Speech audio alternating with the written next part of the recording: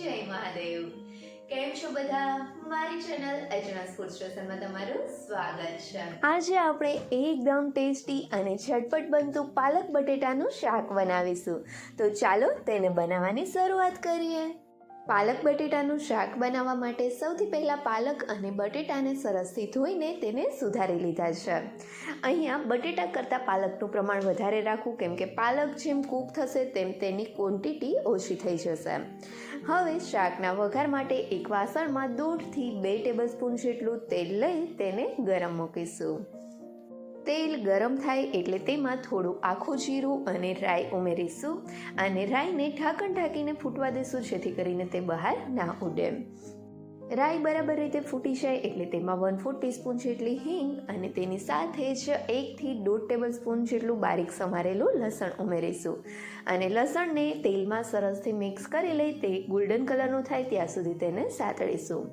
જો તમે લસણ ડુંગળી ના ખાતા હોય તો લસણની જગ્યાએ તમે આદુ મરચાંની પેસ્ટનો ઉપયોગ પણ કરી શકો છો. થોડી વારમાં જ અહીંયા જોઈ શકાય છે કે આપણું આ લસણ ગોલ્ડન કલરનું થવા લાગ્યું છે. તો હવે આ જ સમયે તેમાં સમારેલા બટેટા અને તેની સાથે જ એક નાની સાઇઝના ટમેટાને બારીક સમારીને ઉમેરી દેશું અને તેની સાથે જ તેમાં થોડો હળદર પાવડર અને સ્વાદ પ્રમાણે મીઠું ઉમેરીશું અને હવે આ બધી જ વસ્તુને સરસથી મિક્સ કરી લઈ તેને ઢાંકણ ઢાંકીને બટેટાને સરસથી પકાવી લેશું. અને જ્યારે ઢાંકણ ઢાંકીને આપણે બટેટાને પકાવતા હોઈએ ત્યારે વચ્ચે ઢાંકણ ખોલીને 1 થી 2 વખત તેને હલાવીને મિક્સ કરવું, જેથી કરીને બટેટા બળે નહીં.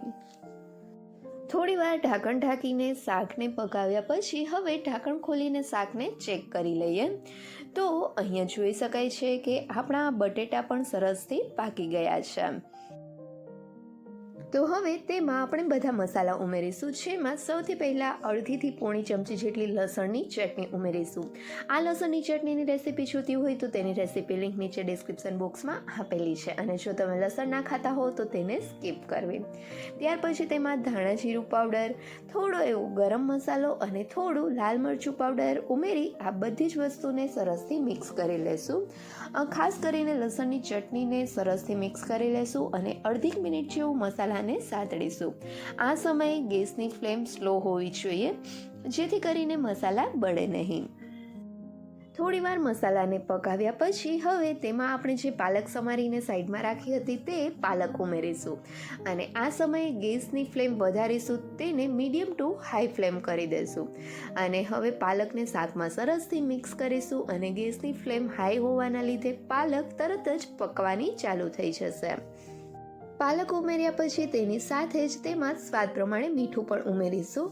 અહીંયા મીઠું ઉમેરતી વખતે એ વાતનું ખાસ ધ્યાન રાખવું કે પાલક પૂરતું જ મીઠું ઉમેરવાનું છે, કેમ કે શાકમાં આપણે અગાઉ પણ મીઠું ઉમેર્યું છે, એટલે મીઠું વધી ન જાય તેનું ખાસ ધ્યાન રાખવું.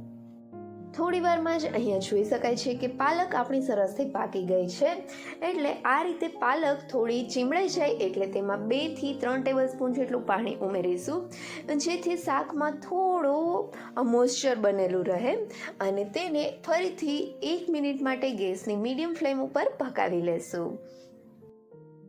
1 મિનિટ જેવું શાકને પકાવ્યા પછી હવે અહીંયા જોઈ શકાય છે કે આપણું આ પાલક બટેટાનું શાક તૈયાર છે. અહીંયા તમે જોઈ શકો છો કે આ શાક કેટલું મસ્ત બન્યું છે. તો આ ગરમા ગરમ પાલક બટેટાના શાકને સર્વિંગ પ્લેટમાં સર્વ કરીશું. આ શાક રોટલી, ભાખરી અથવા તો રોટલા સાથે પણ ખાવાની ખૂબ જ મજા પડે છે. તો તમે પણ આ પાલકની સિઝનમાં એક વખત આ શાક જરૂરથી ટ્રાય કરજો.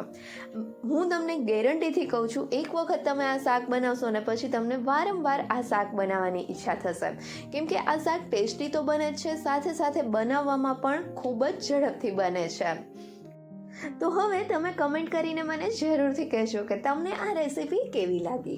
જો રેસીપી ગમી હોય તો વિડીયોને લાઈક કરજો અને તમારા ફ્રેન્ડ્સ સાથે શેર પણ કરજો. અને હા, મારી ચેનલને સબસ્ક્રાઈબ કરવાનું ભૂલતા નહીં. Thank you so much.